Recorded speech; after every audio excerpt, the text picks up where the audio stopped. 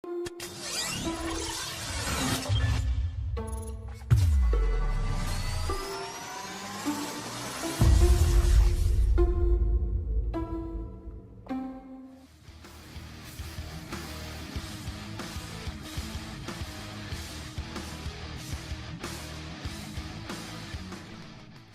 everyone, and welcome to episode 9 of the Six Sided Podcast.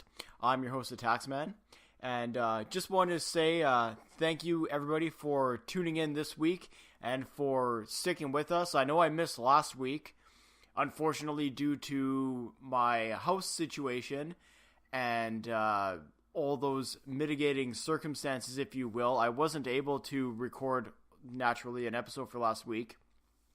I found that it's almost impossible to try and sit down to do something when you don't know if you have to be out of your house for a showing or a home inspection or you're meeting with a realtor and yada yada yada. So unfortunately I wasn't able to get to a review last week. Fortunately, however, thanks to my realtor, and I'm going to shout him out here, Sebastian Sotelo, thank you very much. By the way, anybody who's listening in Winnipeg, if you need a realtor, if you're looking for somebody to be on your side and to help you get that house or to sell your house, check out my good friend Sebastian Sotelo. He did an amazing job taking care of us, and he would do the same for you. I guarantee it. So thank you very much, Sebastian. Like I said, my house sold, so there is one less giant obstacle in my way of recording shows. So moving forward, I would like to get back onto some semblance of an actual schedule, but I digress. Thank you guys very much for keeping with us, for continuing to chat with us on Twitter. I know I've been silent on there for a week or so. Again, it's almost impossible to try and stay on top of this when I have, the home life and the house stuff and the job and yada yada yada. So it was a little bit difficult. Thankfully, we're moving past that, and I can get back to providing you guys with what I hope is a fun listening experience, to be honest with you. So just want to quickly mention as well, you can check us out on YouTube, youtube.com. Throw it in the search bar, Six Sided Podcast. It'll bring up our plethora now of shows. So if you're a new listener, hey, check out what we did in the past. It's been quite the journey, actually. If I've gone back and listened to a little bit of the first show and just the progression that I've been able to do, and a lot of it is because of feedback that you guys have given me, so a big thank you for that as well. Like us on YouTube, subscribe to us. If you subscribe, we give you a shout out at the start of the show. Speaking of which, I would like to give a shout out to a couple of people, however, they are private members, so I don't know who they are, but if you want a shout out, shoot me a private message. I'll make sure to mention you on the podcast. Also want to throw out our Twitter handle at 6_podcast. Again, I've had a ton of discussions, interactions, you name it, whatever. It's been a lot of fun. There's some really intelligent, really thoughtful people on there, and that's what I like. I like to have those kind of conversations, not a bunch of the shit talking and whatever like that. I don't really like to be a part of all that kind of stuff. What I do like is, like I said, the intelligent conversations, thoughts that are well-formed and well-defined, and that's what's going to bring this community together, is in-depth discussion, quality thoughts, and quality content. And like I said, that's quality content is for sure what I'm trying to bring to you guys every week. Hence why I didn't want to try and throw some show together last week in between showings, because it wouldn't have been good. I wouldn't want to put it out there, and I wouldn't want you guys to essentially waste your time on it. So that being said, we're going to get to how the show normally runs, which is including our Forethought segment. However, this week, I have been joined by a very special guest for the Forethought segment, so that part is actually going to come after my review of Impact Wrestling, and you do not want to miss it.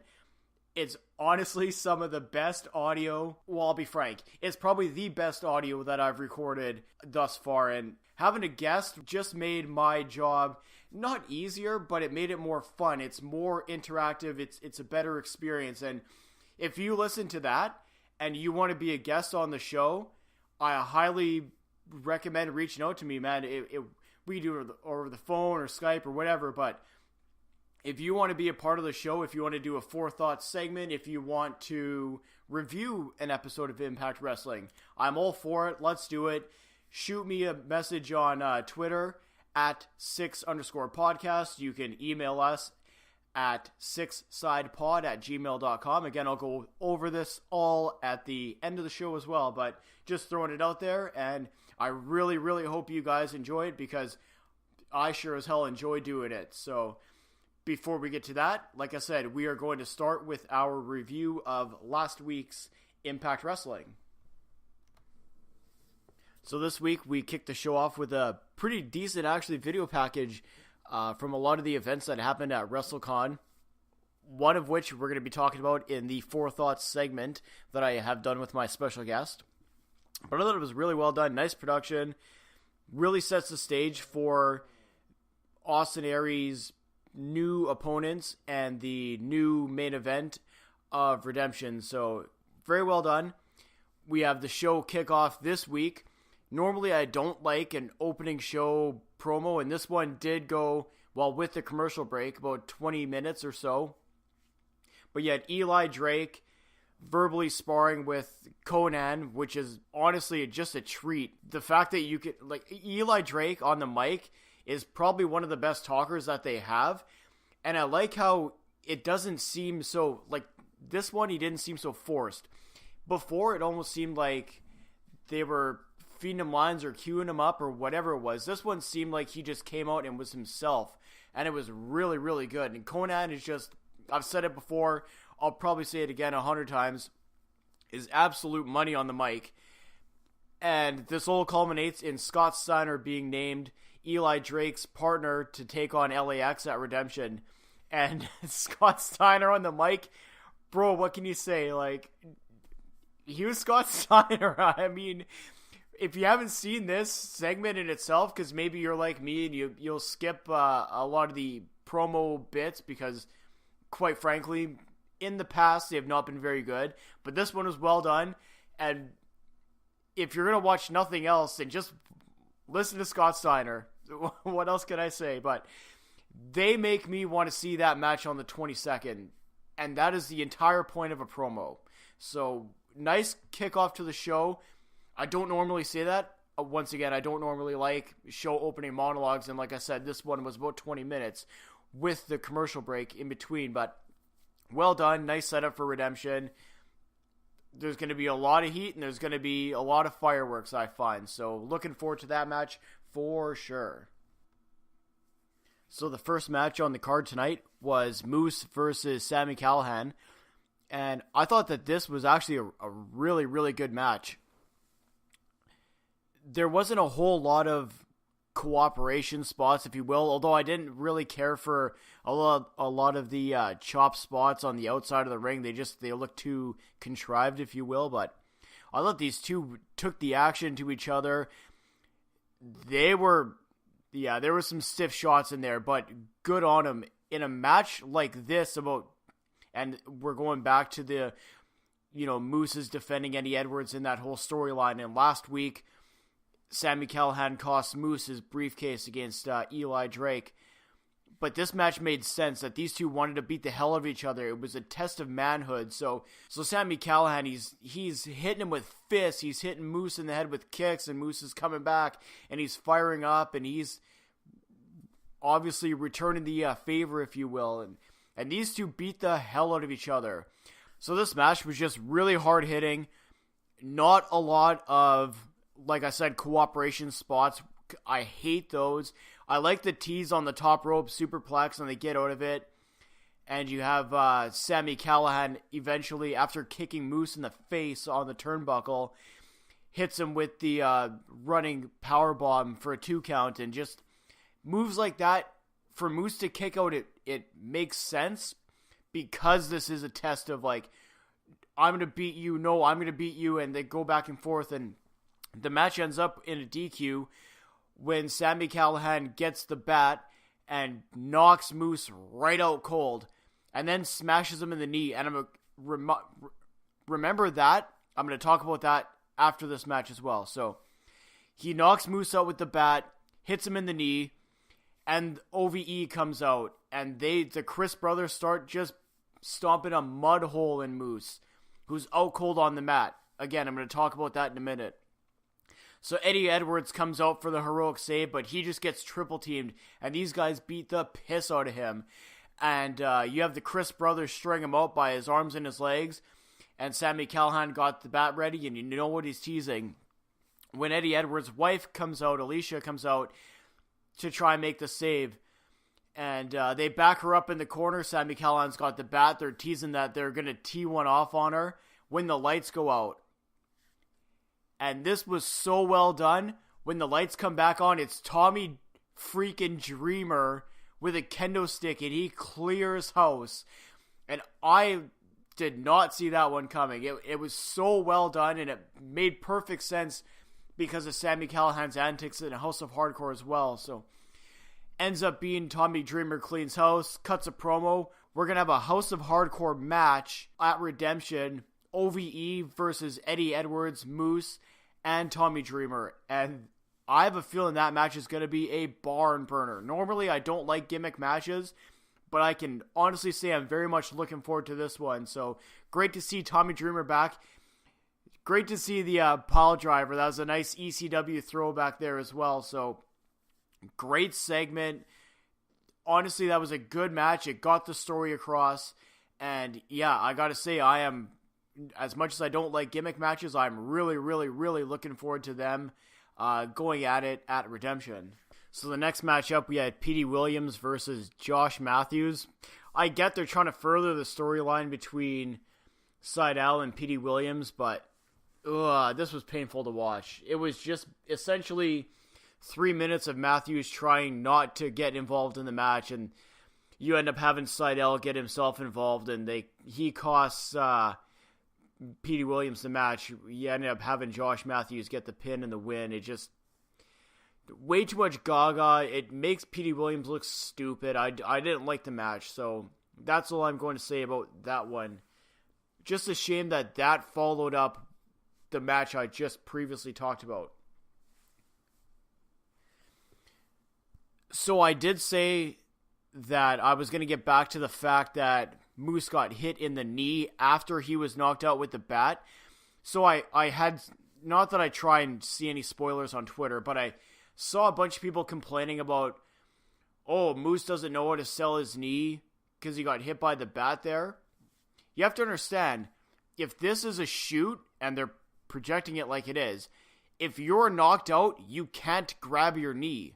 If you look at Moose selling on the ground, he's out cold. He never protected himself from the kicks from the Chris brothers. He never did any of that. So why would he, quote unquote, being unconscious, sell his knee? It doesn't make sense. So those who are criticizing him for that, you are so completely wrong. Go look at any knockout in any fighting sport, in any promotion in history. When a guy is knocked out and hits the mat, they hit the mat a certain way, and they are essentially a board. Like, stiff as a rock. Nothing. And that's what Moose did. So, fantastic job of selling the knockout by Moose, regardless of what uninformed people may say. So, if you're one of those that thought, oh, he should have sold the knee, you are now corrected. Great job by Moose. Now he can sell it moving forward, especially at Redemption, and it makes sense. So our next match on the card, after a backstage segment with John Morrison, Johnny Impact challenging Kongo Kong at Redemption, we had a 6-man tag. We had the Cult of Lee with KM versus Falaba, Richard Justice, and Tyrus. And I know that this match got a bunch of backlash online or whatever. I don't understand why. It's a comedy match, like without a lot of the gaga, haha, this is a work comedy. It wasn't that kind of a match, but it was fun. And honestly, right now, is Falaba the most over guy on the Impact roster? I know that this crowd seemed dead, but they sure came to life for him today, so that was nice to see. I what can you say? This match was just a lot of fun. You had Richard Justice, he's doing the Jerry Lawler spot where he rips down his the top of his tights, and they're flexing. He's throwing forearms with the big wind up, and the crowd's going, whoa. Just what did you expect? If you watched this match and expected some knock him down, drag him out 40-star classic, that's not the point of this match. The point of this match was just to have essentially a fun match with 3 over baby faces against 3 essentially dicks, and that's what you got. So we ended up having Falaba get the win after they don't call it a bonsai drop, but essentially is what it is. Pin on KM, so I guess his undefeated streak is over again. So, but like I said, this was a fun match. It was what it was, and once again, is Falaba the most over babyface in the company right now? Maybe. And certainly matches like this don't disprove that theory. So, a lot of fun. It was what it was, right? So, again, if you were going into this match expecting a 5-star classic, obviously you're disappointed, but you got to realize a match like this is what it is, and it's on the card for a reason. So, kudos to those guys. I really, really enjoyed it. And honestly, the reason for that match is because of the match following it. And that is, we see the Demons Dance, Taya Valkyrie versus Rosemary. So you can't have 2 what could potentially be bloodbaths in a row. You need to have a little bit of levity in your show. And as they say, the more variety in a program, the more it appeals to everybody. Which is why I guess this past week they have had, I believe, their most viewers in 5 or 8 years or something like that. I don't know the stats entirely, so don't quote me on it, but it shows why, and it proofs in the pudding, as they say. So in our main event of the evening, we have, like I said, Taya Valkyrie versus Rosemary in a Demon's Dance match, and I've been waiting for them to have a match like this, and boy, did they ever deliver. This was zero cooperation. These two were beating the shit out of each other. Taya Valkyrie's shots, man, did they sound good. They sound stiff. I could kind of tell a little bit that maybe Rosemary was taking care of her a little bit. I mean, she's had enough health problems, as we all know, but my goodness, this was a hell of a match. This is a perfect example of building an angle, a hot angle, and the crowd was into it. Like I said, the crowd was kind of dead the whole night. They were up for this match for sure. And also, I love all the face painting or love all the people that had their faces painted in support of Rosemary for the match. Like, really, really well done. But this match had everything you could expect in a match like this. In a match like this. Chairs came out. There was the ladder spot. When Rosemary essentially armbar flipped Taya into the ladder on the corner. Oh, that was an ugly bump to take for sure. And then you follow that up not too long after with Rosemary taking a header into a chair between the turnbuckles in the ring. Man, this match was really, really well done, well put together, and the girls executed. And the end of the match, you had them both fighting for position on the top rope. There was a table set up just below in the far left side of the corner on the hard camera side. And they're fighting for position. Taya teases, the big finish off the top. And then Rosemary's teasing Red Wedding. And then they go up to the second rope. And it's, again, Taya teasing the Road to Valhalla. And then it's a reverse, and it's Rosemary looking for Red Wedding. Then they go to the top rope, and it ends up that Rosemary wins the match with a devastating pile driver from the top rope through a table. When I saw that, immediately my hands went up to my head like, Jesus Christ.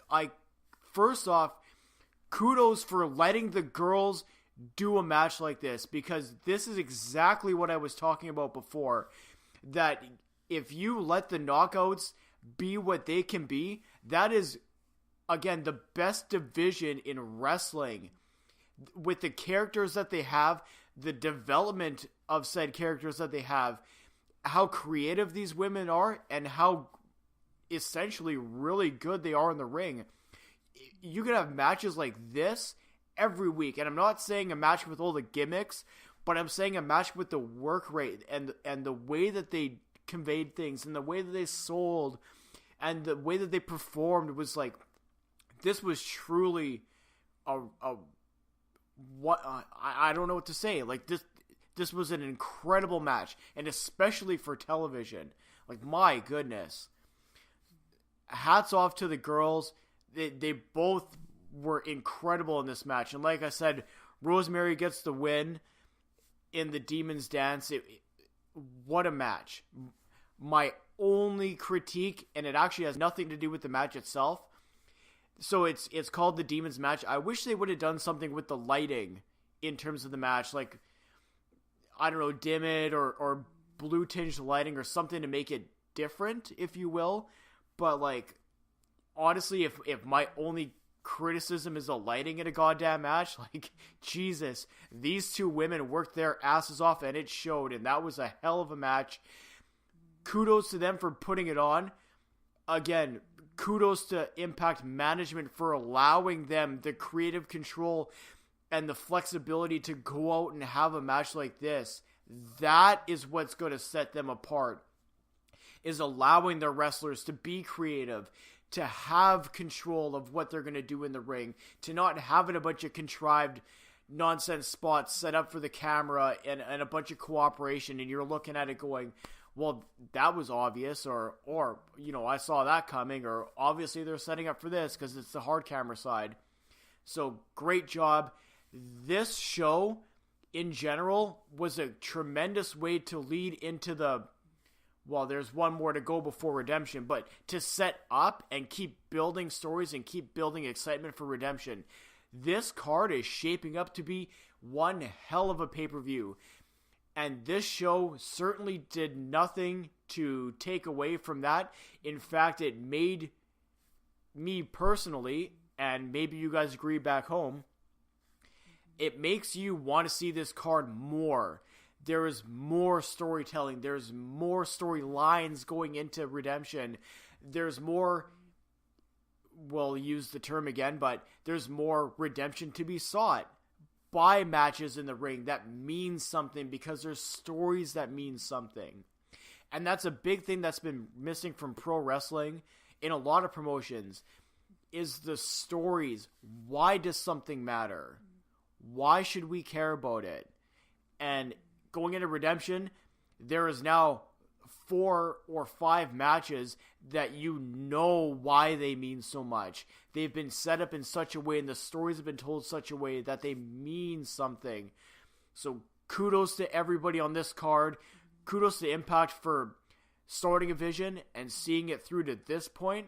And man, I can only imagine what they do for the Go Home show for Redemption, but they are really, really, really setting themselves up for a big pile of success with Redemption, with a night like this.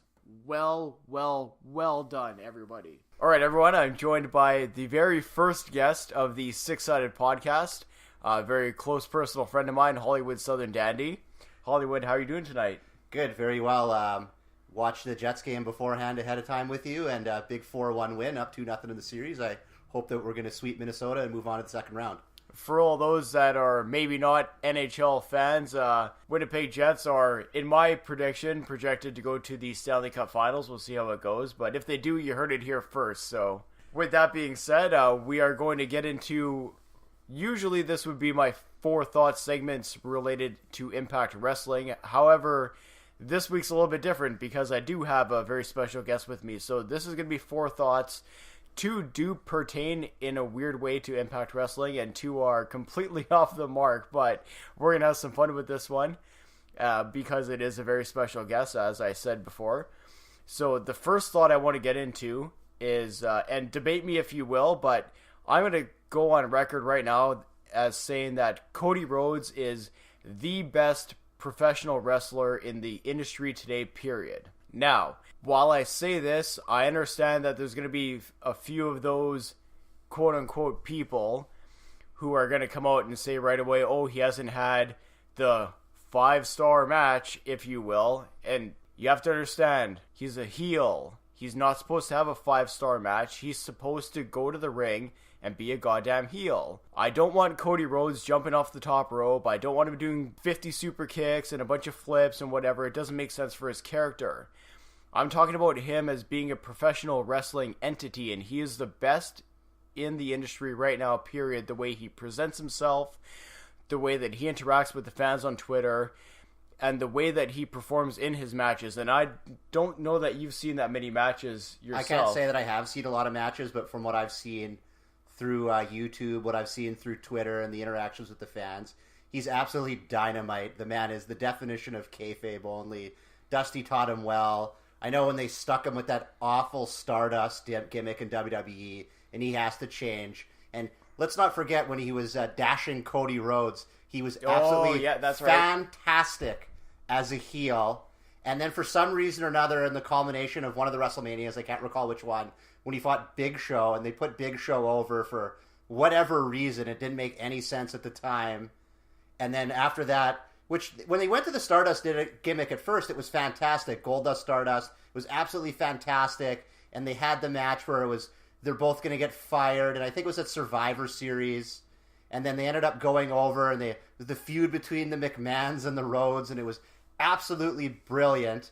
And what a fantastic career move for Cody Rhodes, because inevitably, we know he's going to come back to WWE at some point. I don't know when. He will be the top heel in that company. It's going to be a fantastic reveal whenever it happens, whether it's night after the Raw after WrestleMania, whether it's going to be at a surprise appearance in the Royal Rumble. But I'm very much looking forward to that. See, my biggest thing is, in terms of him being a great heel and a pure heel and an old school heel, is for years now, you can go back 17 or almost 20 years since we've had an actual real old school heel. Not the cool heel, not... Chicken shit heel? No, because they don't even do that well anymore. Not the... Just not a vanilla heel. Like, they're for far too long now, it's been... If you're a heel, you're either trying to be cool and get your shit over like that, and you're still doing the big moves, and you're still trying to please the crowd, even though you're technically supposed to be wrestling like a heel. Or the fans know they should boo you, but you're not really a heel. That's kind of what I feel like. Everybody talks about what a great heel Miz is, for example, and I don't see it. Our friend Proco actually had a great comment about that during WrestleMania. What makes him special as a heel? I couldn't answer it because I don't know. I know that I'm supposed to boo him. He's very plain Jane. He's kind of vanilla. He's kind of a badass, but not really. He seems to not go the whole way. He goes anything. halfway. Yeah. It's half-assed heel. He's like half over the top, but not all the way. Then he's half cunning, but not all the way. And then he's half, I don't know. I don't know what the term you want to use, but it's very plain. And all you've seen throughout the past, like I said, 17 or 20 years have been a lot. And obviously there's exceptions to the rules. Like when Jericho was heel, he did some great work, and I'm not knocking that and whatever. What I am saying, for the majority of the time, what you see nowadays is heels that don't work as a heel, they don't act like a heel, they're too worried about getting their stuff over. And now you have a heel in Cody Rhodes who legitimately has heat with the audience. He's the only guy I know that goes into an event and the crowd chants, "Fuck you, Cody," and they mean it because they hate him. This isn't go away heat. That's totally different. This is like, we want to see this guy get killed heat. He's the only wrestler in the modern, you want to go back 10 years even, within the last little while, that has fans jumping the rails to try and get at him. We haven't had a fan stabbed we haven't had a wrestler stabbed by a fan since goddamn Mid-South days, and this is legitimately happening to Cody Rhodes because he plays his character so well, and it's so believable to the fans. And as a side note, because he's a heel, he did a tremendous burial of Disco Inferno. I don't know if you caught that on Twitter. I did see that on Twitter. That was absolutely fantastic. It was one of the greatest. Yes, he's a heel, but you can sure as hell respect him for that. So for all of these reasons that I mentioned here, for the way that he presents himself, the way that he works in the ring, the way that he's developed his character, and the way that he continues to push storylines that matter, both in Ring of Honor and New Japan, I think that he's the best professional wrestler in the industry today. And again, we can argue about this if you want, but you're wrong, I'm right. So my second thought is, this would be last Friday at this day's recording, was the news that Alberto El Patron, Alberto Del Rio, whatever you want to call him, was fired for Impact Wrestling for no showing the event Lucha Underground versus Impact Wrestling. And once again, Hollywood, I know you're not very versed in what's going on with Impact, but you know El Patron / Del Rio quite well from his WWE time. I've always loved Del Rio as a wrestler. Patron, Del Rio, loved him as a wrestler. Loved the C chants. Loved doing it. Was always a fantastic heel. Always put on an excellent match. But it seems like there's a couple things like missing behind the old noggin, if you will. That whatever it is behind the scenes, he seems like a real jerk to have to deal with. We recall when he got fired from the first time around for the catering incident. I believe he walked out the second time around. I mean, let's not forget when when he was dating Paige, when every single major wrestling personality was basically saying, what is Paige doing? Why is she dating him? That's really scummy. Like, shouldn't be with this guy. He's a real loser. Yada, yada. But I certainly hope that if he's going to go into rehab and maybe get another shot at wrestling, I don't know. But I just hope that he'll get his head right at the very minimum. See, the biggest thing for me is so he comes in Impact. This was last year. And they give him a big push. He had quite the lucrative contract. And then the Page thing happens, right? And then he gets suspended.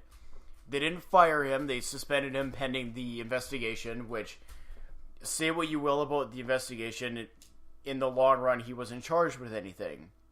So he comes back. Because, again, they didn't fire him. They only suspended him. So this is a company now that has put their time and effort, resources, and stood behind you as a wrestler and as a personality.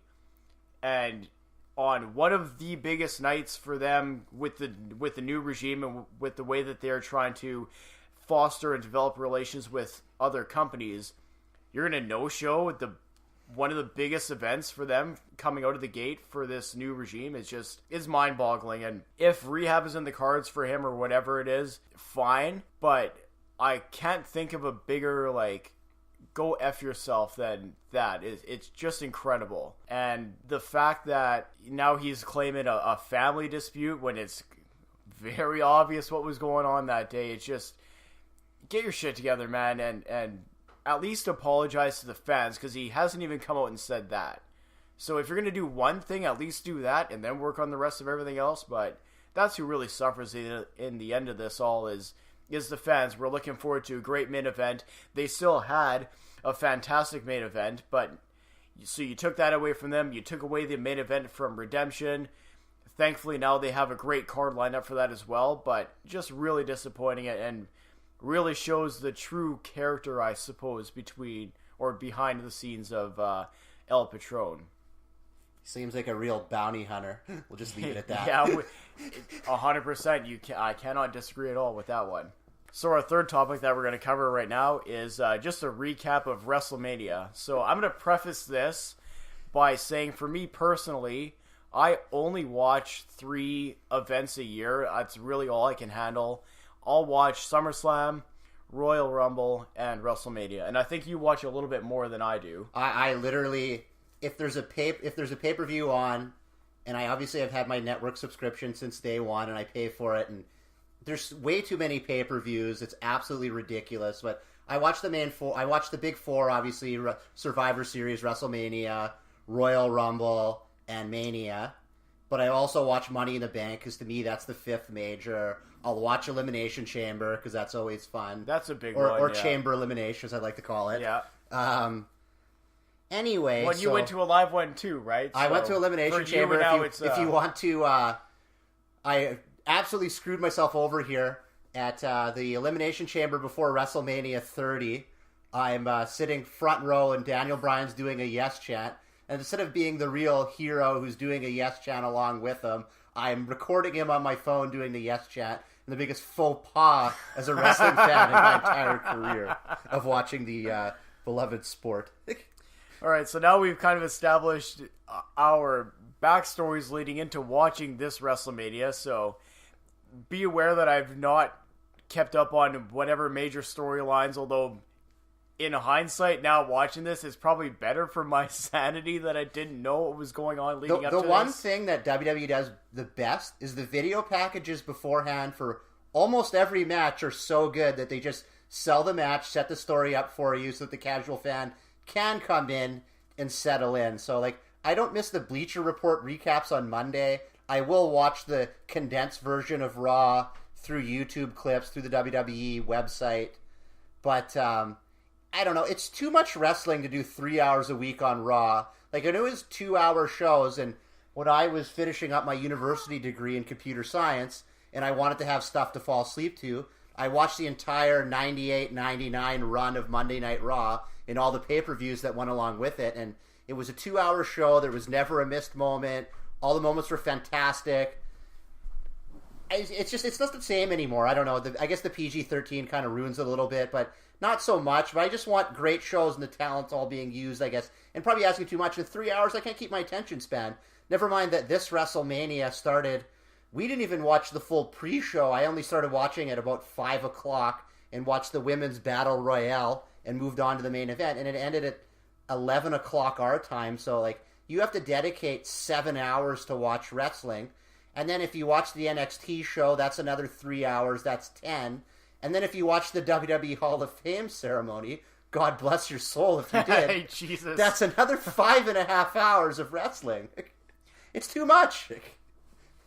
And I would much rather they do 3, maybe 4 hours of concise, well thought out, well executed matches rather than 7 hours of, I'll be honest, there was a lot of fluff that I saw, so which I'm going to get into as we go through the card here. So with that being said, like he said, he watched the Women's Battle Royal. I came into the tail end of that to see the Fallopian Tubes trophy be presented.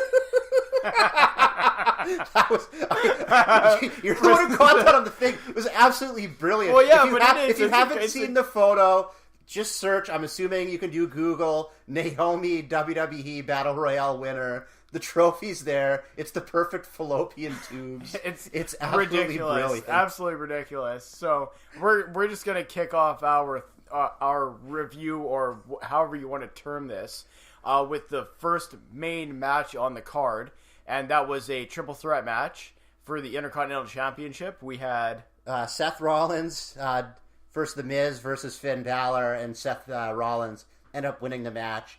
I think rightfully so. I thought it was a decent start to the show. I mean, lots of good action. Everybody kind of got their moves in. It felt a little rushed at times.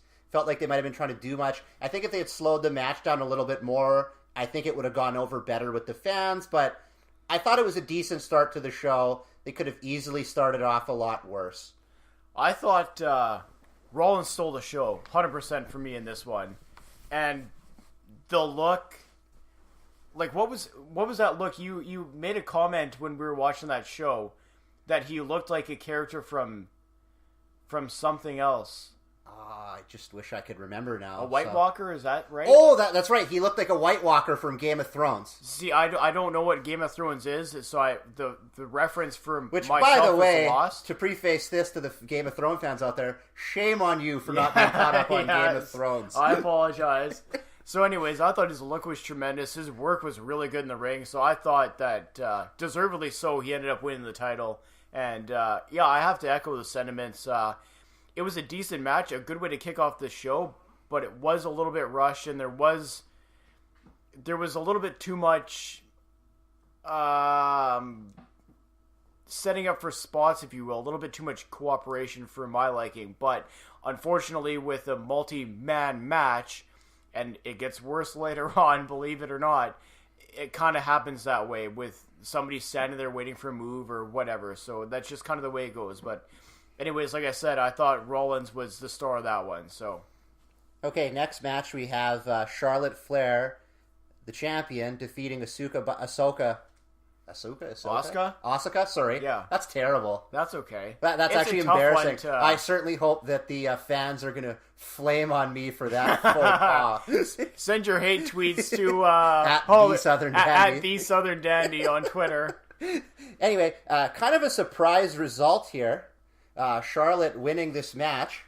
I believe there's just a goal in mind to set up, and then we're going to preface this a little bit for the next match. We can't miss this, though, but it seems like they're setting up the next WrestleMania to have Charlotte Flair versus Ronda Rousey, and I'm not sure if Charlotte's going to carry the belt for another year, and it's going to go into WrestleMania next year, and however they're going to try to screw Ronda Rousey over with the Authority, because I assume I guess we're prefacing that match too, so we'll go back and forth here, but maybe I should get back to the Flair match here. The Flair match was absolutely fantastic. Dynamite women's wrestling. I will 100% say that I thought this was the best match on the card. And it's, for me personally, was not even close. The way that it looked like a wrestling match. You know what I mean? Like, there wasn't a bunch of, we're going to both climb to the top rope for some reason and do a quadruple twisty flip off the top. And, the cooperation shit just wasn't there in this one. And actually, that moonsault into the she catch her in the triangle or whatever was incredible. Like, was a little like that move itself, and the way that they set up for that, just it didn't look choreographed. It looked like Charlotte just had in her mind, like, I have to do something big to finish her off, and she got caught, right? So it made sense in the storytelling of the match, and the way that they sold and the way that they moved and interacted with each other, I thought this was a tremendous match. It was really, really well done. Both of them are dynamite talents. They're the best in the division by far. What'd you think of the hug after? Oh, you know what? I'm fine with that, because again, it's happened. I should say this, like, 10 years ago, no, I'm probably not fine with it, but I feel like it's happened so often now, and I feel like if anyone deserves to end her, who else was going to end her streak but Charlotte Flair? Unless you're going to have it with Rousey, and they're going to have a back-and-forth submission match forever. But, again, that's kind of stupid. I think it makes sense to give the honor to Charlotte Flair. That's true. If you're going to build Charlotte as a monster champion, there's no better way than to defeat the streak as whatever it ended up being. I'm not sure what the final number was, but so our third match on the main card. I believe this is the third match here. I made a mistake here. Jinder Mahal, Randy Orton, Bobby Roode, Rusev, fatal four-way match for the WWE United States Championship match. So remember earlier, all the momentum of the show hits this match, and I love all four of these talents individually. If they could have squared off on two separate 2-on-2 matches, I'd have been 100% behind it. Any way you might have squared that off, it all would have been great. But to just kind of shove them all in there in an own match, it was disjointed. It was a mess. Like, it wasn't fun. Like, it was Randy Orton hitting a bunch of RKO out of nowheres. It seemed like a very popcorn match. Leave, because they're setting up for the next match where they want you in the seat. Yeah, I have to agree. This one just felt like a bunch of filler. And honestly, this whole match felt like it was designed to give Randy Orton the multi-RKO spot, and then just, for whatever reason, Jinder Mahal scores a pin on Rusev. The finish was like, it was so bad. It was like, so not only did you kill the momentum of Randy Orton, who's a legitimate superstar, let's not kid ourselves, just he hits all this incredible stuff, and it was for Jinder Mahal to get the win and the title. Just very odd. This is totally a case of writers booking I don't know, a goddamn soap opera, not a wrestling match. There was no reason for this match. There was no reason for any of this match to go the way it did. And perhaps this match is one of the reasons why that apparently Rusev has just asked for his release from the WWE. So here's the sad part about this match is that the highlight for us at our viewing party was that Barstool Sports sent a Instagram post of Pat McAfee, former punter of the Indianapolis Colts, yelling, "Not my United States champion" to Jinder Mahal.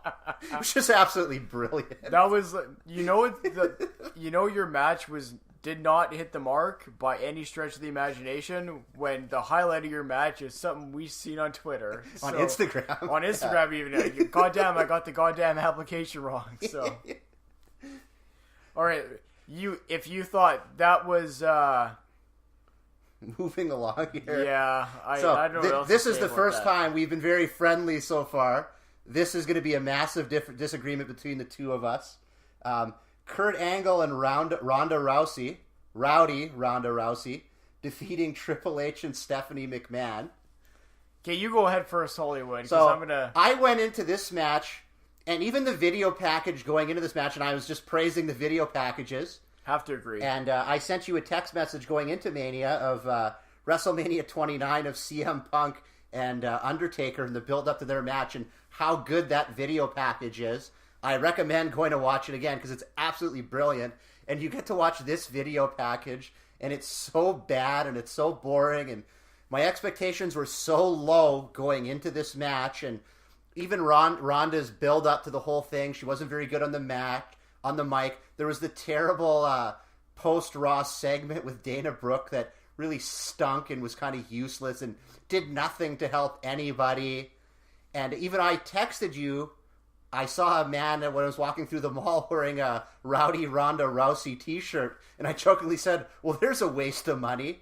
So for this match, and I get the fact that a traditionalist like yourself, Andy, isn't going to like it because at the midway point of the match, the ref lost control of the match. Let's be perfectly honest with it. Yep. And then having Triple H and Ronda in the ring, and they're not supposed to be promoting the man-on-woman violence and the whole 9 yards there. But I had so much energy, and it was such a fun match. To me, it was one of the highlights of the night.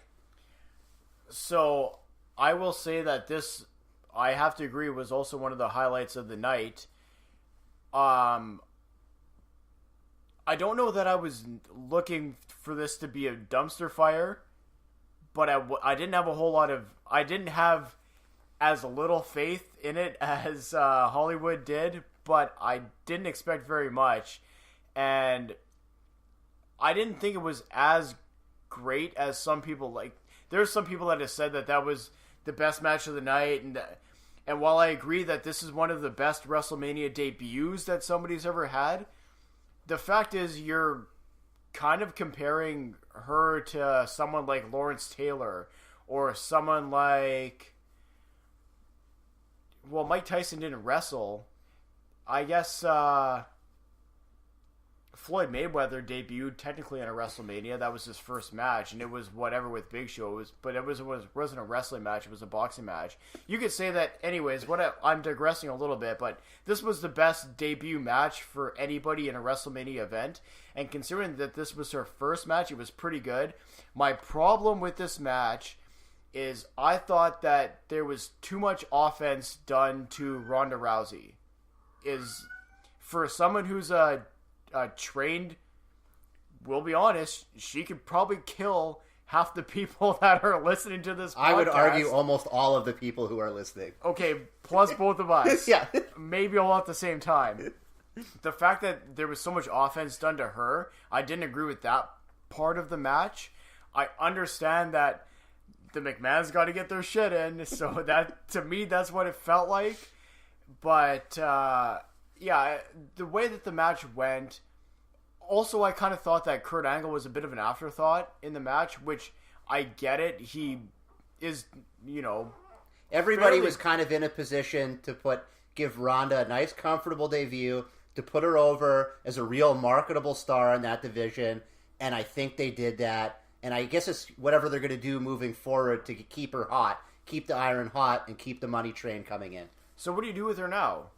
She has to kill everybody else from here on in, right? I really think that there needs to be some sort of, perhaps the, there's the two women's stables.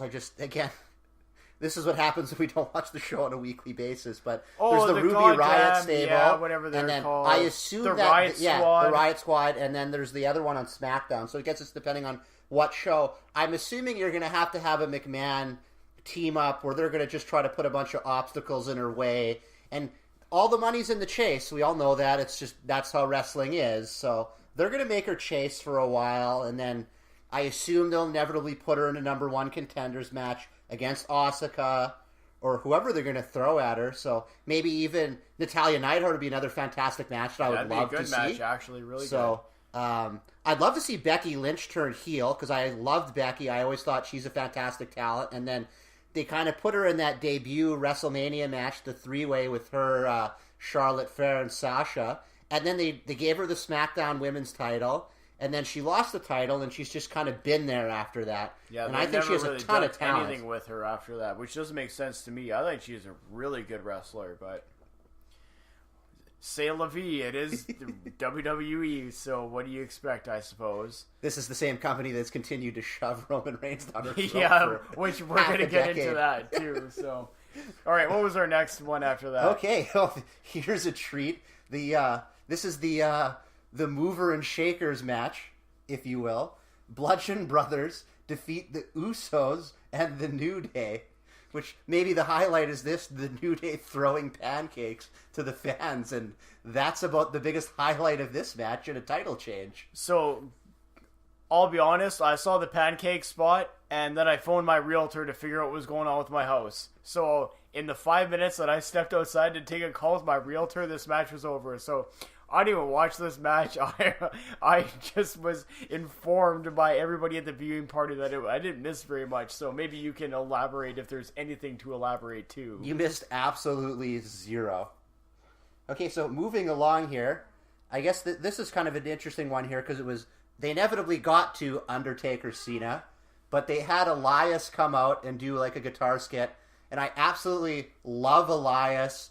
I really hope he's going to get some sort of title of some sort of chicken shit heel. The guitar act is absolutely fantastic. Shades of Jericho. Like, I really hope he's going to go over. But inevitably, we got the lights dim, boom, crackle, Undertaker music, answers John Cena's challenge. I guess we should preface this, too. At the beginning of the show, they had John Cena sitting in the crowd, drinking beers before us as the event's going on. And then I think after the Charlotte match, someone whispered in his ear that the Undertaker was in the building, and you just see him rip the shirt out and storm off like the superhero. I thought that was another movie role calling for him, but, I never seen him move that fast in his whole career, so. Yeah, the Elias thing, I could have done without that. It didn't make sense to. Why would you kill him there? Yeah, I don't. I guess if you're trying to get. No, even then, if you're trying to get Elias over, it doesn't make sense. But, whatever. Who knows? The actual match ended up being a squash match, and I believe Cena's probably going on to do Hollywood. Cena's probably the best ambassador that company's ever had.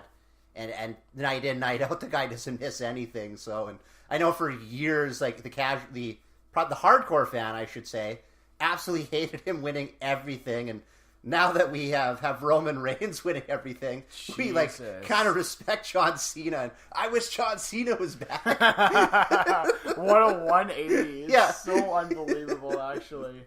Oh boy. Yeah, it was what it was. It was. I'm happy for Taker because after last year's stink fest of a main event finale, and no shame on Taker, but when the only move that your opponent can perform against you is the spear and the Superman punch, you can't really perform a match. I just don't understand Roman Reigns. I can't figure it out. Even when he was with the Shield, we always had everyone. I loved Seth Rollins day one. I said Seth Rollins is the best guy in the entire group, and then I always ranked Dean Ambrose, and a lot of people, It's Jeans Ambrose. Get it right. Okay, before we go into a whole bit burying, because we're going to do that after this, but so needless to say, the Taker match was what it was, and good on them for actually booking Taker to win a match at WrestleMania. Whoever thought that would be a thing you would have to think about? Anyways, so what do we have after that one? Daniel Bryan and Shane McMahon. Oh God! Defeat Kevin Owens and Sami Zayn. Okay, this was an absolute 100% miss for me. I don't know but your thoughts of it? I thought it was like a nice, safe match. Reintroduce Daniel Bryan to the fans. Do the yes chant. Yada yada. The yes chant intro was fantastic, and then slicing all the footage of here's all the different things that stole the yes chant. I'm looking at you, New York Islanders. So I'm gonna do a quick thing here. I would give a shout out to our good buddy Postal Paul, but I figure he's bandwagon jumped on some other team right now. So, former Islanders fan, Postal Paul, this one's for you. But I was fine with McMahon getting into the match. I thought McMahon with the spot and the rope, and he's done all this stuff forever. It's kind of like recycled stuff. Like, if you've seen one Shane McMahon match, you've seen them all. You've seen them all. I think at this point, it was getting Daniel Bryan over, and I thought they did a decent job of that. And I hope he's going to work nice and safe matches because absolutely love Daniel Bryan. The whole run to WrestleMania 30 when WWE Creative had their head so far up their ass that it took them when they were going to put him with Bray Wyatt. They were going to put him with Bray Wyatt. It was absolutely atrocious. Oh man. No wonder CM Punk quit the company. Even he said it on the Colt Cabana podcast. It's Daniel Bryan's year. I don't know what you're doing. So my only two, well, not my only two, but my two biggest problems with this match was, one was that the spot with him on the gurney was way too long. Goddamn fans have been waiting for 2 years to watch him work, and you're going to put him on a gurney for 10 minutes or what seemed like a goddamn eternity in this match. It didn't make sense to me. And then for a guy coming back from a severe, whether it was neck or concussion or whatever, because they never really did say what it was. They always held them off for concussions, right? I thought so. Okay, well, and I'm sure the neck and the spinal cord is all related to that. It almost has to be. And he's gonna take that fucking power bomb onto the apron, the hardest part of the ring, in his first match back. That seems like, honestly, the poorest example of looking out for somebody that you possibly could. It's his first match back, and you're going to powerbomb him essentially unprotected onto the side skirt of the ring. Was absolutely a miss for me. But again, getting him back in the ring, I assume that they had to, because he probably would have quit when his contract's up to go wrestle somewhere else if they weren't going to let him wrestle. So it'd be interesting to see what they do with him, or allow him to do, I suppose, going forward from here. Mm-hmm. Well, I almost want to skip this one because this is a nice miss. So. Oh, which one is this? Nia Jax defeats Alexa Bliss for new Raw Women's Championship. Okay, do you want to skip this one? I think it's almost a skip. Nia Jax won. I don't know what else to say. Like, it was... Again, how in the heck does a woman who's 200 pounds more than her... And I understand that they set this up because... And I love Alexa Bliss, too. She's a dynamite wrestler, but... I disagree. I think she's a great heel, and she gets heat on her, but... Again, if she's going to be... She should... In this match, the roles should be reversed, and somehow she should be the babyface, and we should be cheering for Alexa Bliss and booing Nia Jax. They did the opposite. They did the bullying thing, and I assume it's just for corporate image. But whatever, that's the match. It was fine for what it was. But again, it's nothing special. It's a skip, in my opinion. Somebody needs to explain to me why Alexa Bliss is a thing, because I don't get it. And I'm going to leave it at that. Oh, you're going to enjoy this one. AJ Styles, Shinsuke Nakamura. So, I'm going to say I really, really enjoyed these guys' work when they had their match in New Japan. This match, for me, was... I don't know what this was supposed to be. Disappointing and this, I'm not knocking the guys because they worked really hard, but the way that the match was structured didn't make any sense. you have to understand it, and maybe some people don't know this, is Nakamura is a trained MMA fighter. I believe he had an 8-2 record in Japan fighting MMA.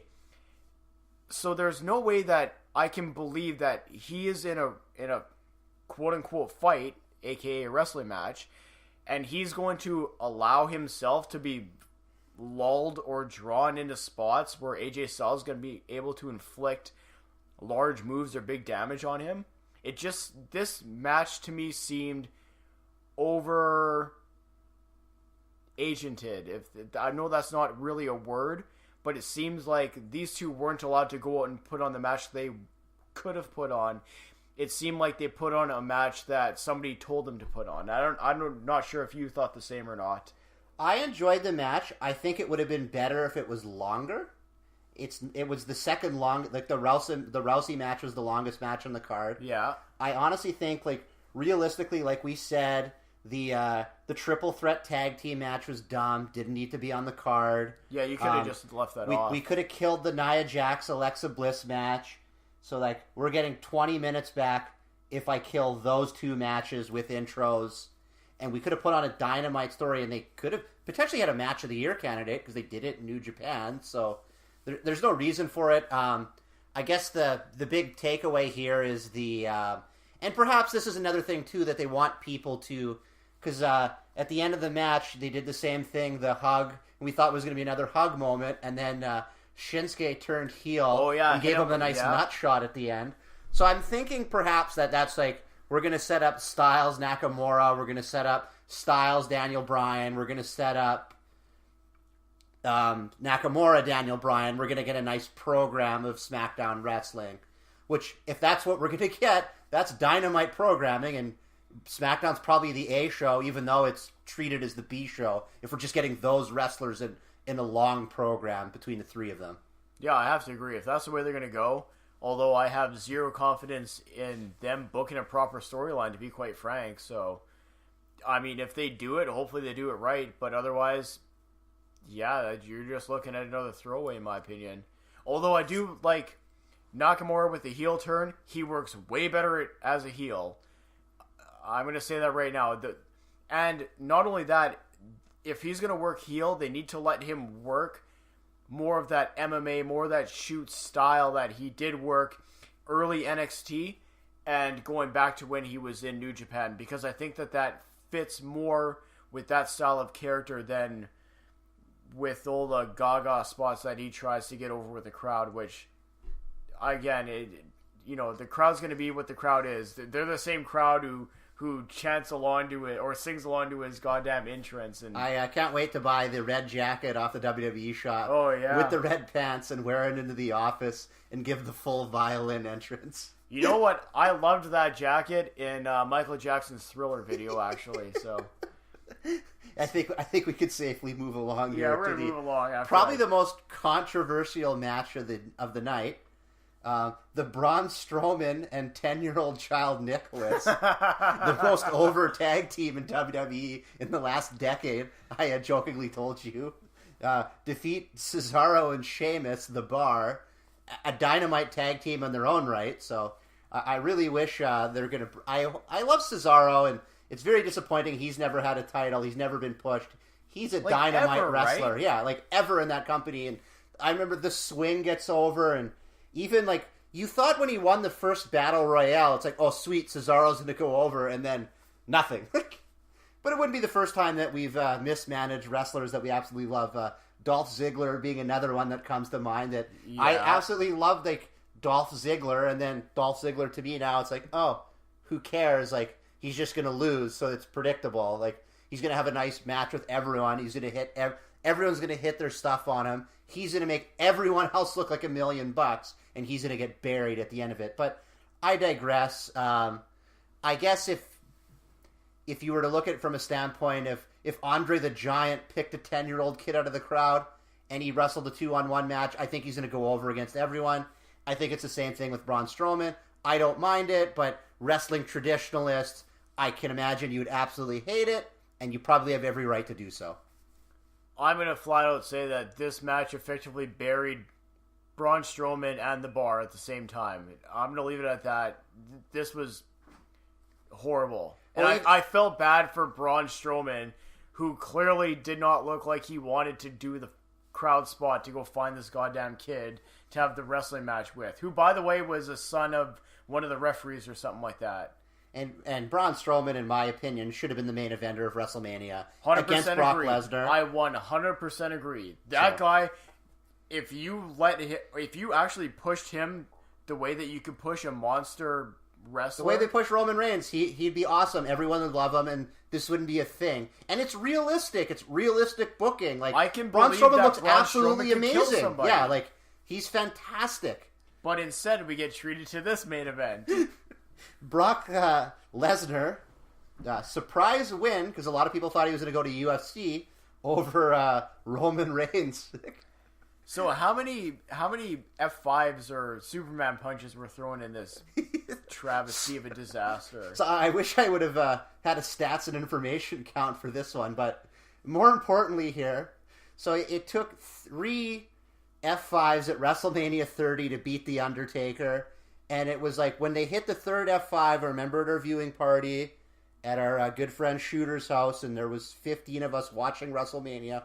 We were all absolutely shocked when Taker lost. Yes. And we were like, he's not going to get up. He can't get up from the third F5. And then, so Roman Reigns eats 6 F5s in this match. Christ. So what is it? Like, we've gone to the live shows with Brock Lesnar. Like, he's absolutely fantastic. He hits 1 F5, wins these matches in 45 seconds, and buries someone. So now he's going to hit 6 F5s to win the main event at WrestleMania. And even the blood spot was meh, whatever, who cares? At that point, the blood spot doesn't make sense because you're not going to get Reigns' babyface sympathy because you can't at this point. And it does nothing for the character of Lesnar because you already know he's a killer. And I think you can save Roman Reigns, too. Just make him a goddamn heel already. Like, why wouldn't you? Like, it's stupid. The fact that you promote him as a babyface is ridiculous. Somebody, I said this about Alexa Bliss, I'm going to say it about... Somebody needs to explain to me why Roman Reigns is a good wrestler. I don't get it. To me, I've seen him... Again, I don't watch the product all the time, but I have seen him at live shows, and I have seen him now, because he's featured so prominently in quite a few main event spots. I've never seen him have a good match. I've never seen his work rate be anything spectacular. And I'm not saying, again, you don't need to do 80 super kicks and a bunch of flips to have a spectacular match. You need to have proper facials and proper selling and proper psychology and build a match properly and work a body part. But all of these things, I've never seen any of them done in a Roman Reigns match ever, period. And I don't understand. I don't get it.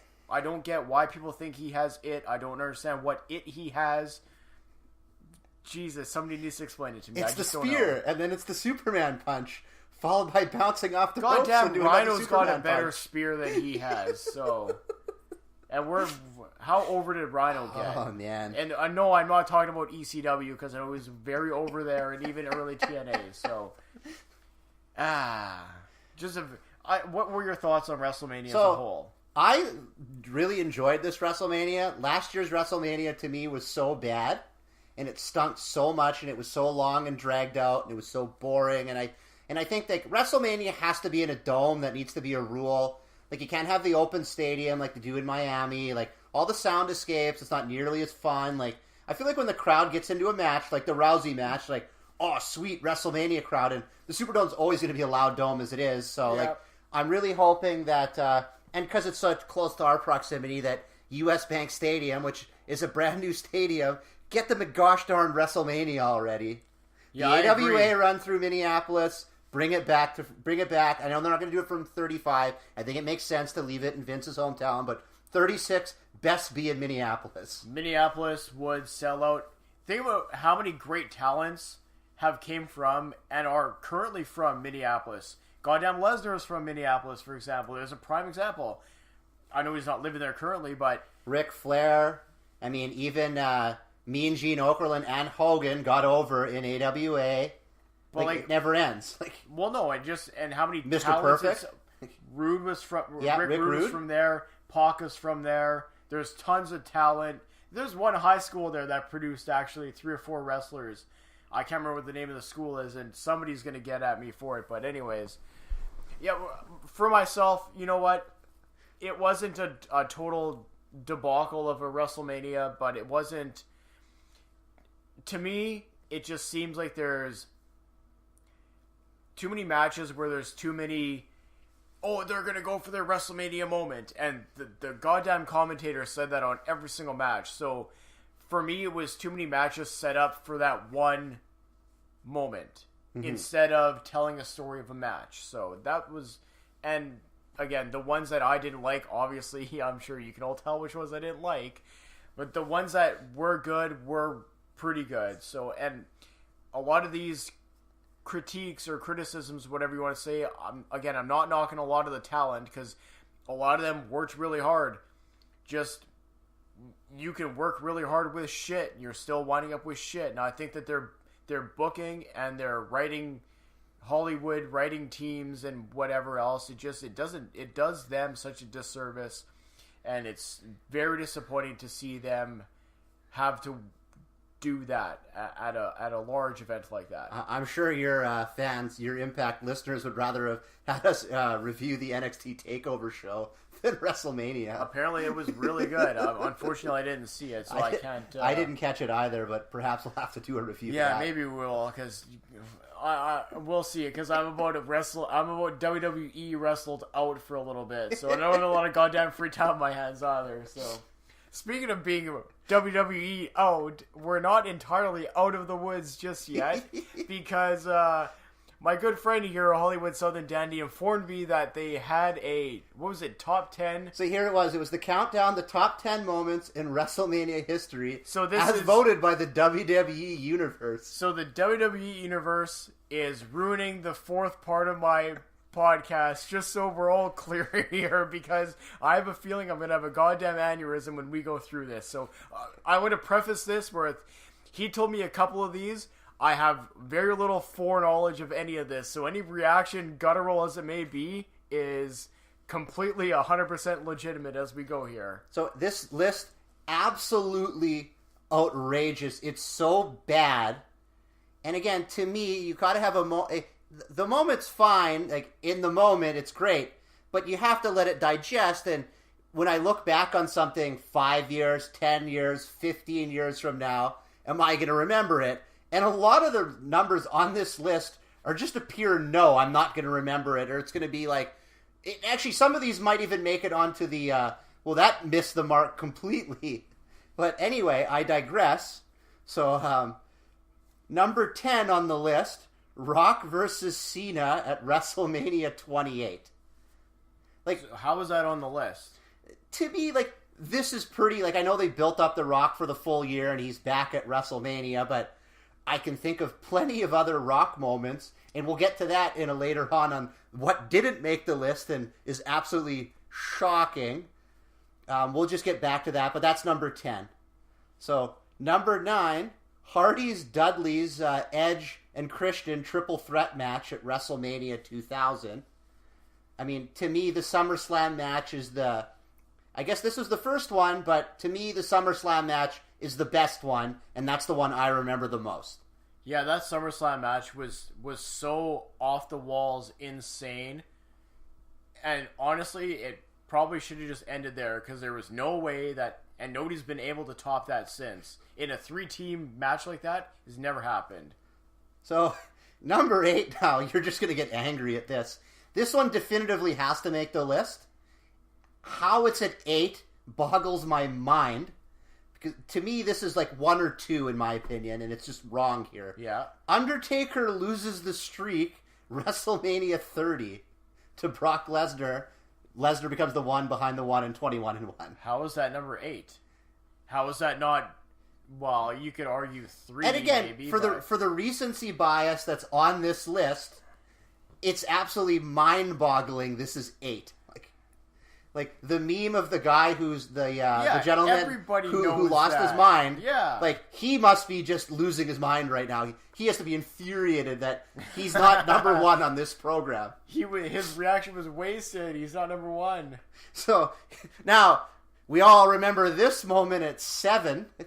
Nikki Bella, John Cena proposal match. You have to be kidding me. This cannot be on the list. So, I can recall sending an Instagram who story. Wrote this shit? I can recall sending you clips of me cheering for the thing, but it was obviously fake cheering. It wasn't any sincerity whatsoever. I was in Edmonton. And, yeah, because you missed the viewing party last year, but we were howling at that. So, but it was nothing more than that. It wouldn't have been something... Honestly, if I hadn't watched this program, I wouldn't have remembered that. I can think of one I didn't watch last year's WrestleMania, but there's only one thing that happened at last year's WrestleMania that I remember, and that was the Hardy Boys coming back. Okay, so we'll move along here. Okay, number 6, and I think this deservedly deserves to make the list. The End of the Era match, Taker, Triple H, and Shawn Michaels as the guest referee.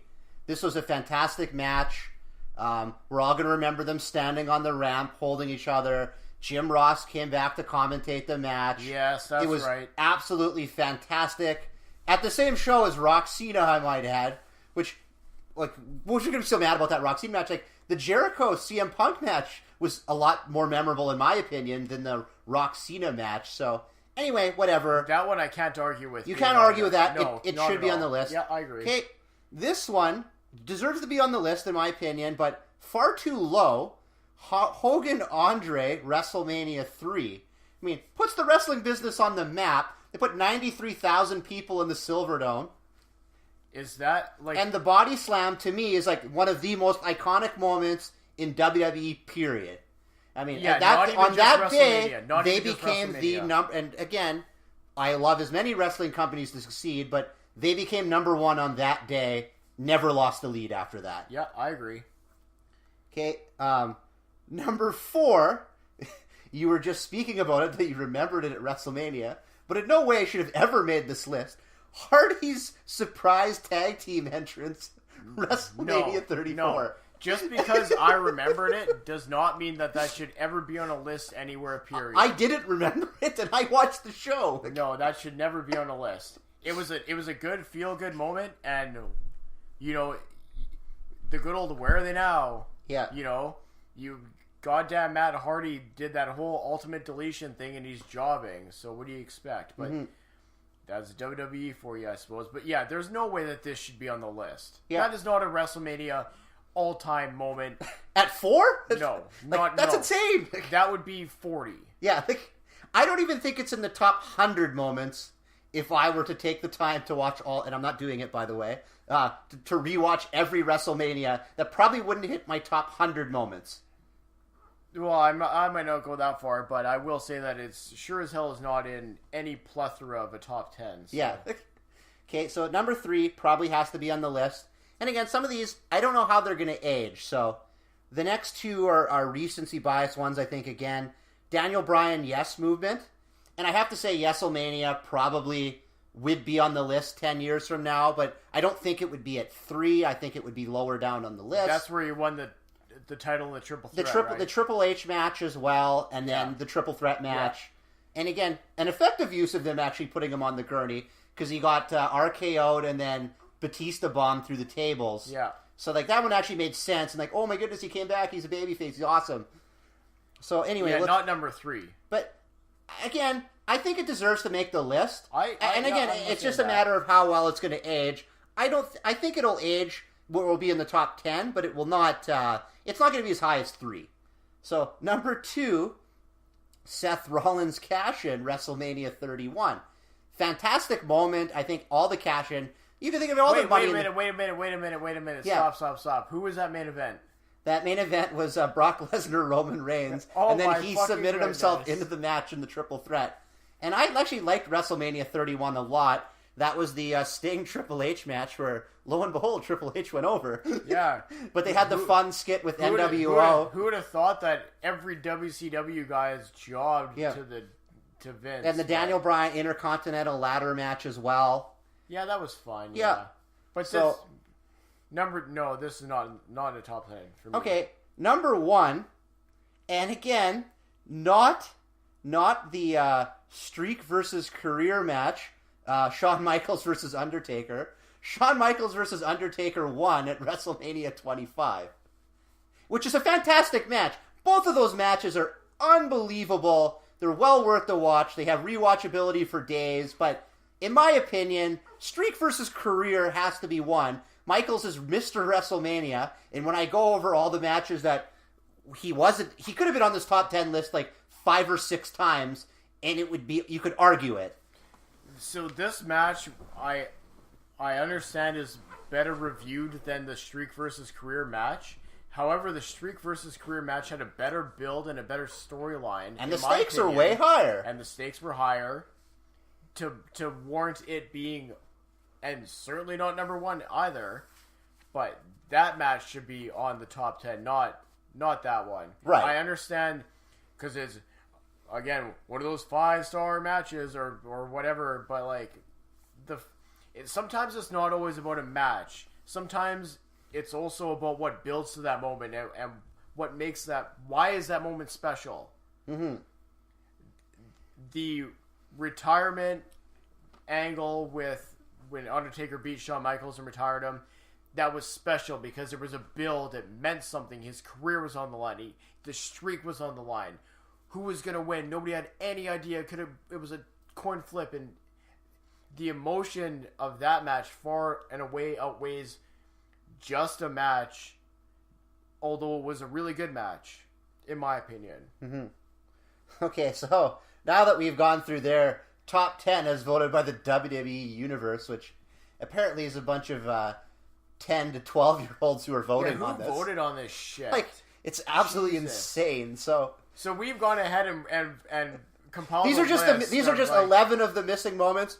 I would love to get some feedback from your listeners here. I'm sure we're missing some here. Everyone has their own personal favorites, obviously. But here's 11 we think that just completely missed the mark here. So here's one dating back to my high school days.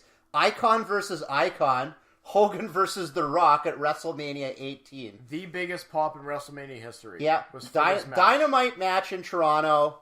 And another one that they missed on the list as well, but we'll get to it later, is Hogan Warrior.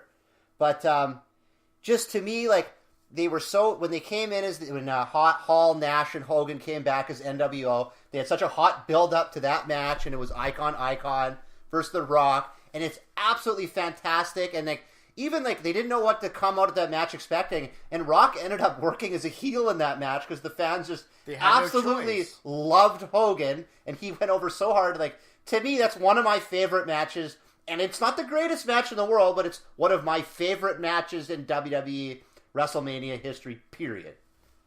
So, and again, moving along here, and another one in WrestleMania in Toronto, Hulk Hogan versus Ultimate Warrior, title versus Intercontinental title on the line, babyface versus babyface. I mean, how this isn't on the list, why, I don't know. Like, to me, this was a huge moment in the day.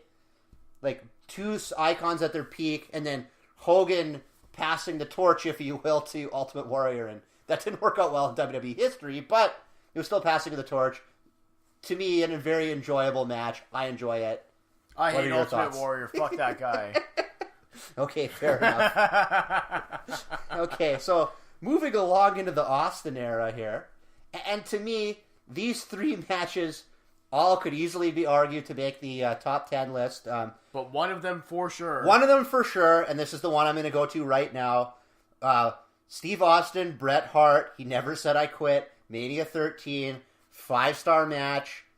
One of my favorite matches of all time. For me personally, the double heel turns. Like, yeah, this is, in my opinion, the greatest wrestling match in history. Period. In my opinion, and not even a sniff at the top 10. Not even like. Again, I'm just assuming millennials voted on this, so yeah. Well, they need to. Wisen up a little bit more to wrestling history. They need to throw that in your Google machine, if you will, and we'll go watch that match. Or throw it in your WWE network or whatever you goddamn kids have nowadays. Dynamite match should have been on here. Absolutely insane. Okay, WrestleMania 14. Austin, Shawn Michaels, special guest referee Mike Tyson. With the Tyson turn, Michaels working hurt and like have to retire after that match for a couple years anyway till he came back. I don't know what else to say about this. No one saw the Tyson turn coming, and it's Mike Tyson as heavyweight champion of the world, biggest badass on the planet.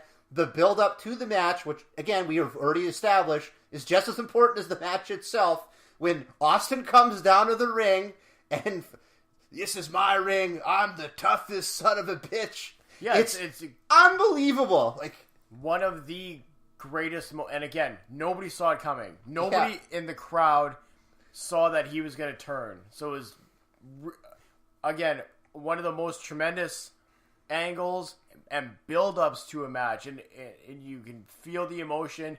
You could cut the tension between Austin and Tyson with a knife. It was that good. I think even Eric Bischoff had said, like, after that match, once he saw that it was Tyson on the card, he knew they were done. Yeah. Like it was over. That was the match, yeah. So, moving along here, Austin heel turn versus The Rock at WrestleMania 17.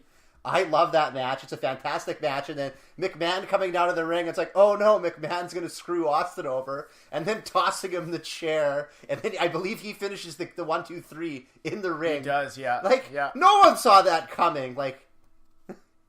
Yeah, that was a good one. And then them cheersing each other and JR losing his mind, and JR the biggest pro Austin guy for years, and then having to immediately wah.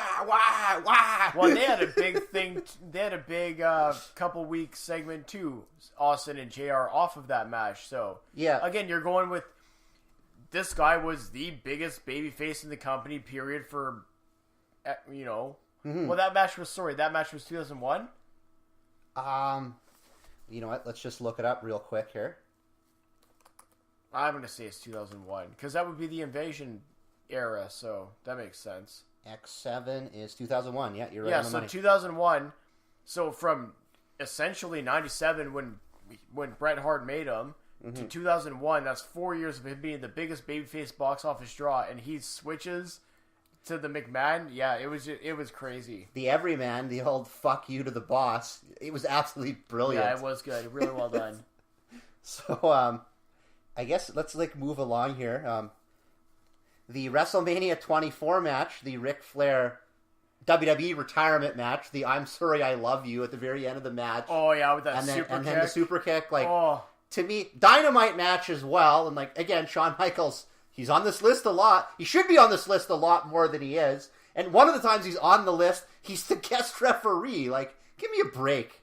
I will say that I am not a Shawn Michaels fan per se, but even I cannot ignore that he is Mr. WrestleMania for a reason, and there's a reason that he's mentioned so many times on our list here, not to mention the first one is just the incredible talent that he had, that in the big moments he made them mean something. And say what you will about him, the person, or the way he was in the locker room or whatever, the fact of the matter is he delivered when it matters.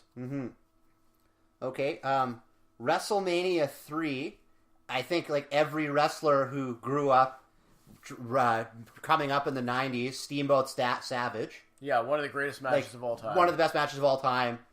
Should be on this list all day long and then some. It should just get the permanent, it's on the list, I don't care where you want to slot it, just it's put there. It somewhere, yeah. Put it somewhere. Okay, moving along here,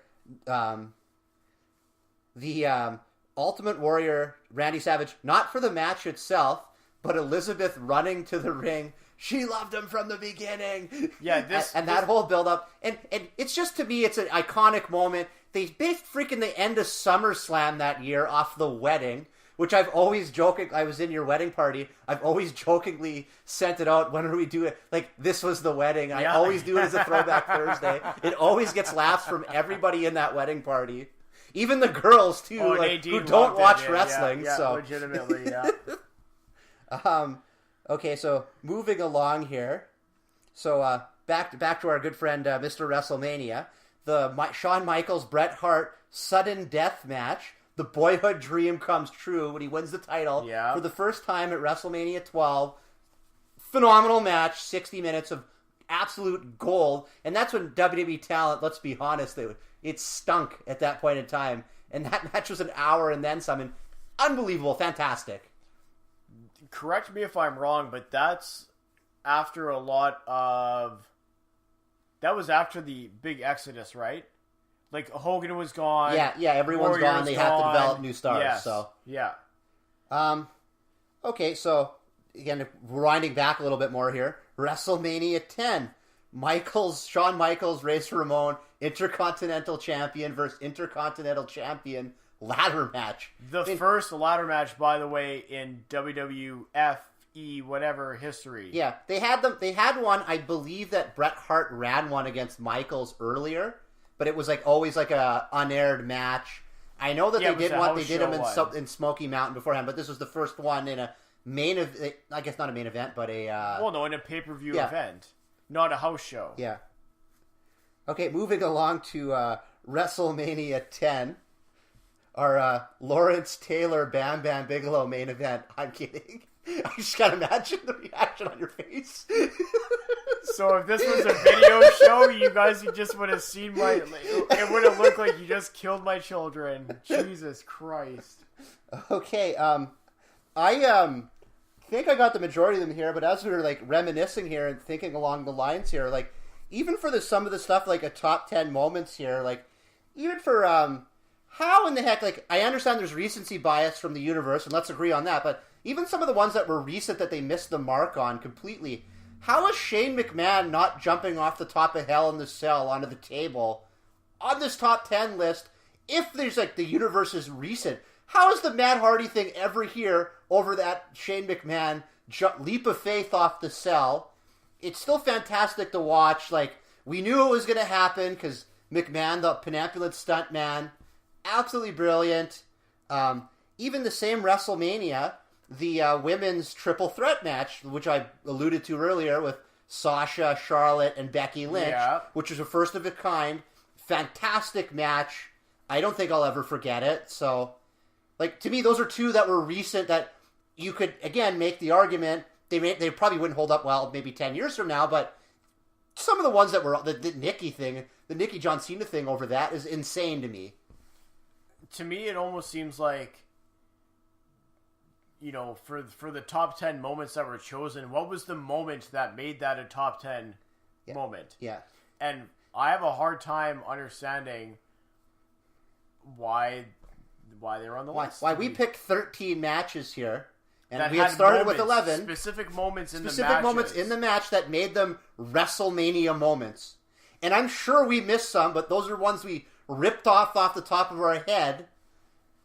In 5 minutes, we put that list together, and it was better than this top 10 that they put together. Obviously, some of them we agreed with, but for the most part, there's 3 or 4 there that are just so bad that you just have to shake your head. So kudos, WWE Network, for proving your ignorance, picking an atrocious top 10 list.